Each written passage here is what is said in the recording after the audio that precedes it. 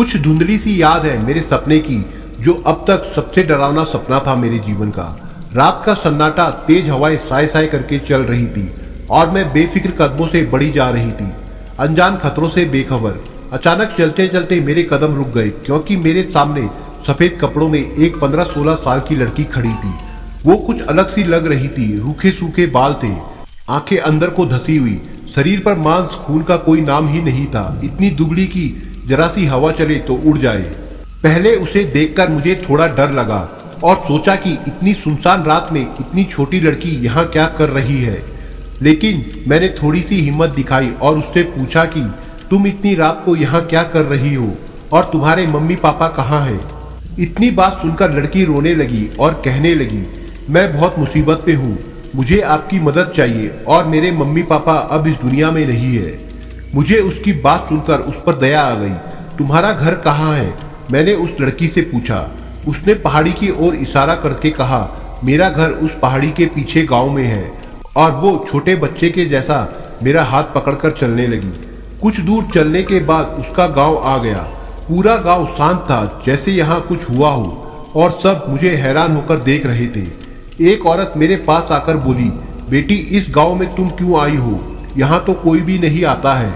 शायद तुमने इस गांव के शापित होने के विषय में नहीं सुना। कैसा श्राप माई, और मैं यहाँ खुद नहीं आई, मुझे तो ये लड़की लेकर आई है। कौन सी लड़की बेटी? यहाँ तो कोई लड़की नहीं है। जैसे ही मैंने उस लड़की को देखा तो वो वहाँ नहीं थी और डर के कारण मेरी चीख निकल गई। फिर मैंने कहा कि एक दुबली सी लड़की मुझे यहाँ अपनी सहायता के लिए लाई थी। तब वो बूढ़ी माई मुझे एक टूटे से घर पे ले गई, जहाँ पर उस लड़की और उसके मम्मी पापा की तस्वीर टंगी थी, और पूछा क्या यही वो लड़की थी?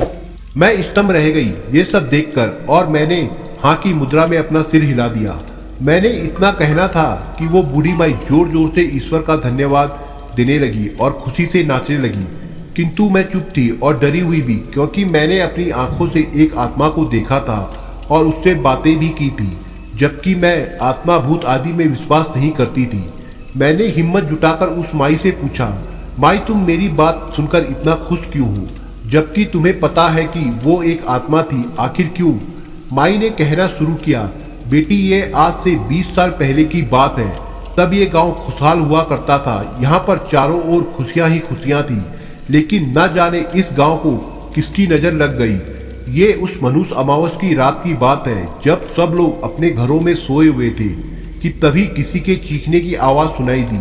सब लोग अपने अपने घरों से बाहर आ गए और देखने लगे कि क्या बात है। तभी क्या देखते हैं कि बिरजू की बेटी, जिसकी उम्र करीब 15-16 वर्ष की होगी, वो अपने आप ही हवा में उड़ती हुई जा रही थी।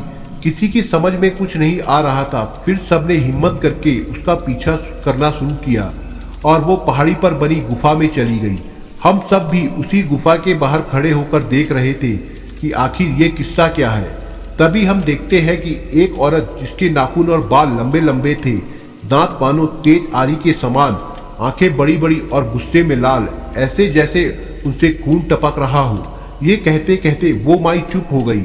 फिर क्या हुआ, मैंने उत्सुकतावश पूछा। इतने में वहां गांव के सभी लोग आ गए। तब माई ने कहना शुरू किया। उसका इतना भयानक रूप देखकर हम सब लोग डर के मारे थर थर कांपने लगे। किंतु जो उसके बाद का मंजर था वो काफी डरावना था।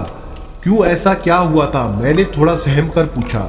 माई ने कहा, उस औरत ने देखते ही देखते बिरजू की लड़की का सारा खून अपने दांतों से ऐसे पी लिया जैसे वो पानी पी रही हो। उसने उसके शरीर में खून की एक भी बूंद नहीं छोड़ी। फिर क्या था, ये हर अमावस्या का किस्सा था कि वो औरत 15-16 साल की लड़की को ही अपना शिकार बनाती थी। ये लड़की जो तुम्हें यहाँ लेकर आई है, ये इस गांव की आखिरी लड़की थी। वो औरत कहकर गई है कि जब तक इस गांव में लड़कियां रहेंगी तब तक ये सिलसिला यूं ही चलता रहेगा। हम गांव वालों ने बहुत से ओझाओं तांत्रिकों को इस औरत को खत्म करने का उपाय पूछा, किंतु कोई भी नहीं बता पाया। एक रात हमारे गांव में एक साधारण से दिखने वाले एक साधु आए और हम सबके उदास चेहरे देखकर हमारे दुख का कारण पूछने लगे। फिर क्या हुआ, मैंने कौतूहलवश पूछा। माई ने बताना शुरू किया कि हम सब ने उन्हें अपना दुख का कारण उस औरत के बारे में बताया। बहुत देर सोचने के बाद उन्होंने कहा कि इस गांव की जो लड़की सबसे बाद में उस औरत का शिकार बनी, उसको अभी तक मुक्ति नहीं मिली है। उसकी आत्मा ऐसे ही घूम रही है, तो उससे क्या होगा बाबा, हम सब ने पूछा। बाबा ने बताया कि जिस दिन उसकी आत्मा जिस औरत को दिखाई देगी, जो रोहिणी नक्षत्र में जन्मी होगी और जिसका जन्म अमावस्या को हुआ होगा, वो उसे अपनी मदद के लिए इस गांव तक लेकर आएगी। वही औरत उस चुड़ैल को समाप्त कर सकती है। लेकिन मैं कैसे उसका अंत कर सकती हूँ, मैंने कांपते हुए पूछा। तब माई ने हंसते हुए कहा, तू फिक्र क्यों करती है, हम सब है ना तेरे साथ। और उस साधु बाबा ने उस औरत को मारने का उपाय भी बताया था। क्या है वो उपाय, जल्दी बताओ। माई ने बताया कि जब तुम उस औरत के पास जाओ तो पहले वो तुम्हें मारने की कोशिश करेगी, लेकिन तुम्हें घबराना नहीं है।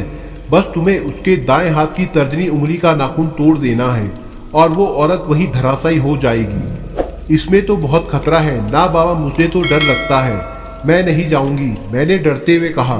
तभी सभी लोग मुझसे प्रार्थना करने लगे कि हमारी बेटियों को सिर्फ आप ही बचा सकती हो। आज तो ये इस गांव की ही समस्या है, आने वाले समय में ये पूरे देश में फैल जाएगी। तब बताओ लड़कियां कहाँ से आएंगी। उनकी बातें सुनकर मेरा मनोबल बढ़ गया और मैं उस गुफा में जाने के लिए तैयार हो गई। मेरे साथ पूरा गांव चला। जैसे ही मैं गुफा के पास पहुंची तो दिल को दहलाने वाली एक भयंकर आवाज हुई और देखते ही देखते मेरे सामने एक भयावह स्त्री खड़ी हो गई, उससे भी भयानक जो उस माई ने बताई थी। मैं अंदर तक कांप रही थी। मुझे देखते ही उस औरत ने मुझ पर हमला किया। किसी तरह मैं उससे बची, फिर उसने मुझे अपनी मुट्ठी में उठा लिया। मैंने भी अवसर का लाभ उठाया और उसकी तर्जनी उंगली का नाखून तोड़ दिया। नाखून टूटते ही वो औरत जमीन पर धराशायी हो गई और वो मर गई। उसके बाद सब ने मुझे अपने कंधों पर बैठा लिया। तो चलिए दोस्तों, कहानी समाप्त। आपको कहानी कैसी लगी दोस्तों, हमें अपने कमेंटों के द्वारा जरूर बताएं। और दोस्तों, अगर आपको वीडियो पसंद आई तो इसे लाइक और शेयर करें दोस्तों, और हमारे चैनल को सब्सक्राइब जरूर करिए दोस्तों। धन्यवाद।